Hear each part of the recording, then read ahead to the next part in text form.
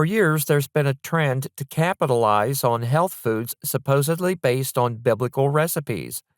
Claims of hidden secrets to health and even recovery or prevention of diseases accompanies marketing efforts to reach the masses.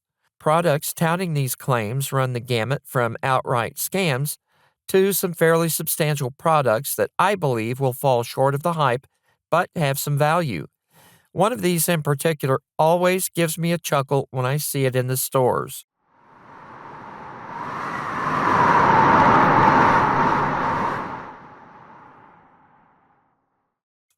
In health food stores and groceries, there's a product that presents itself as biblically based and nutritious.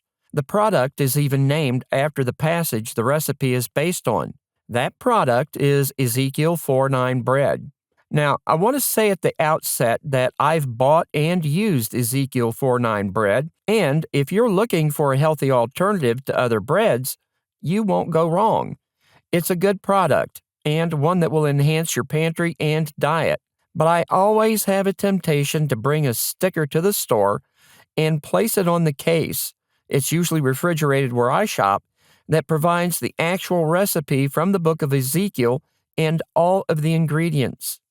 Ezekiel 4:9 bread is a product that good-intentioned individuals have produced, and it's been around for a long time now. I think the first time I bought it was in the late 80s or early 90s, and I did so out of curiosity. Over the years, I've noticed additional variants. I think the first loaf I purchased had the orange wrapper. The packaging is well designed with a dove and grains with the non-GMO badge as well, but the kicker is that this is a bread that implies it's derived from a healthy alternative for a prophet who faced serious challenges. But is that accurate? 3 successive invasions of Judah by the Babylonians took place. The first was in 606 BC, in which prominent captives such as Daniel were taken. Judah failed to adhere to conditions specified by Nebuchadnezzar, resulting in a second invasion in 597 BC. Ezekiel was taken in this group and settled in an area near the river Kibar. As Ezekiel settled in, he was called on by God to write to the remaining inhabitants of Judah who continued to sin and thought they were safe from further action by the Babylonians. At the same time Ezekiel was writing, Jeremiah was active in Judah, and the 2 prophets were instructed to deliver written, oral in the case of Jeremiah, and symbolic messages warning the people of what was coming. In the case of Ezekiel, one of these symbolic actions was to bake a specific bread. Many times we're taken in by what appear to be realistic claims and good presentation. Throw the Bible in the mix, add healing, restorative properties, mention God or the Holy Spirit, and you may have a winner. Better yet, appeal to the historical narrative and edit the information to focus on the apparent positive aspects. Scam or legitimate product. This can be a lucrative venture at least for a while. Now, I stated earlier that Ezekiel 4:9 bread is a legitimate product and has very healthy attributes. The basis for the recipe or ingredients come from Ezekiel's writing, and if it's from the Bible, you can't go wrong, right? Maybe not. In a large number of lessons that I've done, I frequently reinforce the idea of establishing the context of a passage before we arrive at a solid conclusion. Unfortunately, as is the case in products claiming to be based on the Bible, most fail to examine the scriptures and get the full picture. So let's do that now. Ezekiel is instructed to lie on his left side for 390 days, representing the iniquity of the house of Israel in Ezekiel 4:4-5.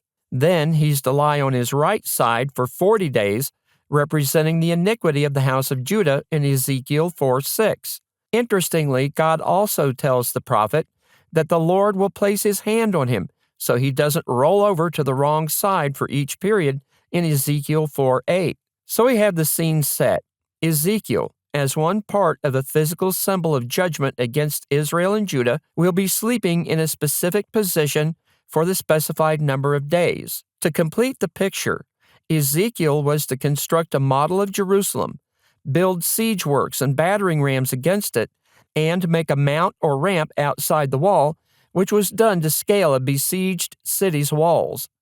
To finish the depiction, Ezekiel was to place an iron pan between himself and the model, symbolizing God's judgment against the nation. What appears to be implied in reading the entire chapter is that Ezekiel was to do this in the open so it could be seen, including preparing his food, which was limited by God. Ezekiel is given instructions to bake a bread that will be his sustenance during the time that he will be sleeping on his right and left sides, as I just covered.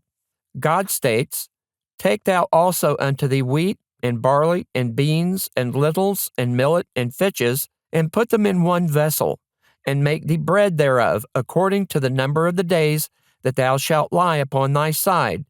390 days shalt thou eat thereof, and thy meat which thou shalt eat shall be by weight, 20 shekels a day. From time to time shalt thou eat it," in Ezekiel 4, 9 through 10. The list of ingredients for the bread are wheat, barley, beans, lentils, millet, and fitches or spelt. This bread was to be eaten by weight, which the King James Version lists as 20 shekels. Consulting a variety of conversion charts and methods, this comes out to about 1/2 pound per day total the prophet was to consume. The ingredients in this case are what we would consider healthy, but if we restricted our diet to only the bread, how healthy would that be? There are proteins, fiber, and nutrients in the grains and legumes in the recipe, but not completely sufficient for a well-balanced dietary intake. During this time, Ezekiel is instructed to drink also water by measure. The 6th part of an hin from time to time shalt thou drink, in Ezekiel 4:11. If we stop right here and examine the context and try to get a feel for what's being commanded, we can sense the atmosphere God is creating around the consumption of this bread. We have a representation of the siege of Jerusalem, which hasn't happened yet and won't until 586. We have the iron pan as a wall between the prophet and the model of the city. This appears to represent the withdrawal of blessings from Jerusalem and Judah by God for their sin. Then we add Ezekiel lying on his right side for 390 days, followed by 40 days on his left side, apparently representing the number of years Israel and Judah had sinned and drifted away from God. The prophet himself is restricted as to what he can eat and drink during this period, implying that it will be the providence of God that sustains him, not necessarily the bread. Now, here's the kicker, so to speak, that really puts a dark cloud over the entire scenario. The bread is to be eaten in the same manner as barley cakes, a staple Ezekiel would understand, with an added stipulation. "Thou shalt bake it with dung that cometh out of man in their sight," in Ezekiel 4:12. God explains what this represents. "Even thus shall the children of Israel eat their defiled bread among the Gentiles, whither I will drive them," in Ezekiel 4:13. Now, we understand completely what this bread was all about. It wasn't health. It was judgment and defilement.